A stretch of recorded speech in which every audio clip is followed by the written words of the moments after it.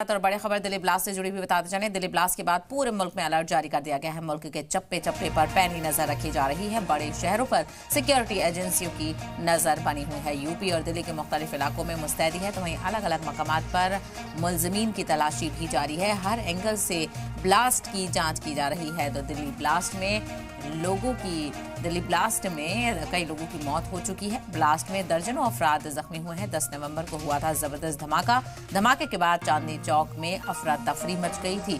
तो लाल किले के पास रेड लाइट पर जब धमाका हुआ तो जबरदस्त तबाही का मंजर देखने को मिला। और आपको बताते चलें, मुल्क के चप्पे चप्पे पर पैनी नजर है इस वक्त। और दिल्ली ब्लास्ट में कई लोगों की मौत हो चुकी है। ब्लास्ट में दर्जनों अफराद जख्मी हुए हैं।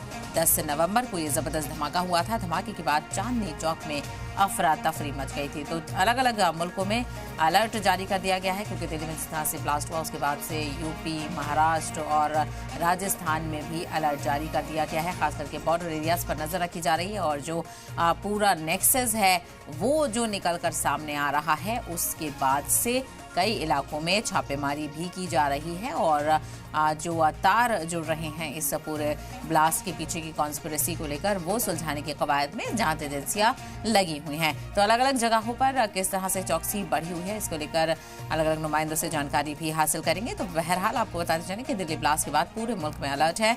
मुल्क के चप्पे चप्पे पर पैनी नजर बनी हुई है। वहीं हमारे नुमाइंदे दिल्ली से नीरज गौर इस वक्त हमारे साथ जुड़ गए हैं। नीरज, लगातार दिल्ली ब्लास्ट को लेकर कई खुलासे हो रहे हैं और जांच का दायरा भी बढ़ता जा रहा है। इसके बावजूद भी अभी भी दिल्ली में काफी अलर्ट जारी किया गया है।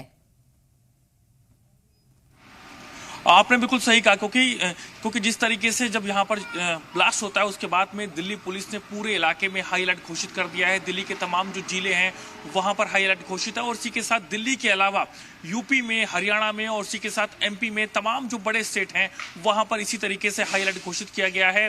दिल्ली पुलिस की जो टीमें हैं वो लगातार इस पूरे मामले को देख रही थी, लेकिन अब इस पूरे मामले की जांच जो है एनआईए को सौंप दी गई है। और इसी के साथ अभी भी लगातार जो दिल्ली पुलिस की टीमें हैं वो उसमें सीसीटीवी जो फुटेज है उसको पुलिस बारीकी से जांच कर रही है। और इसी के साथ मैं आपको बताऊं कि अब तक की जांच में सबसे बड़ी बात ये निकल करके सामने आई है कि जो आतंकी मुजम्मिल है जम्मू कश्मीर पुलिस ने गिरफ्तार किया था, उसमें इस पूरे मामले में जो मुजम्मिल है उसकी लोकेशन जो है बार बार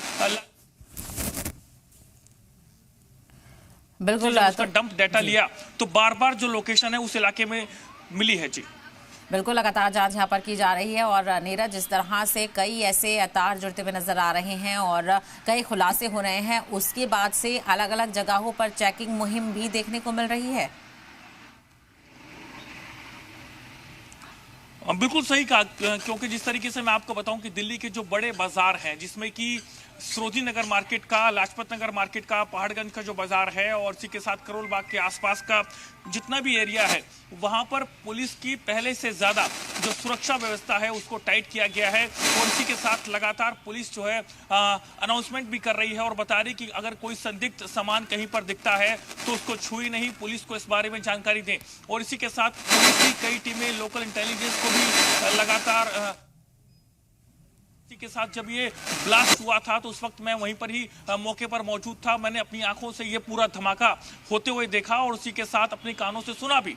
लेकिन जिस तरीके से जो ये धमाका था, एक बड़ी साजिश के तहत इसको अंजाम दिया गया है। और इसी के साथ इस पूरे मामले में, क्योंकि पूरा जो एरिया है ये सेंसिटिव एरिया है, लाल किला, चांदनी चौक, कश्मीरी गेट और इसी के साथ दरियागंज है और ठीक सामने ही जामा मस्जिद भी है, फतेहपुरी मस्जिद भी है। तो पूरा जो एरिया है वो सेंसिटिव जोन में आता है और वहां पर पहले से ही जो सुरक्षा व्यवस्था वहां पर होती है। और इसी के साथ जब वो कार, जो कि i20 कार बताई जा रही है जिसमें कि ये विस्फोटक रखा गया था, वहां पर ये कार जो है लाल किले की पार्किंग में ही करीब 3 घंटे तक वहां पर खड़ी रही। सवाल कई उठ रहे हैं कि आखिरकार में जब सोमवार को लाल किला बंद था तो आखिरकार ये पार्किंग में कार कैसे घुस गई।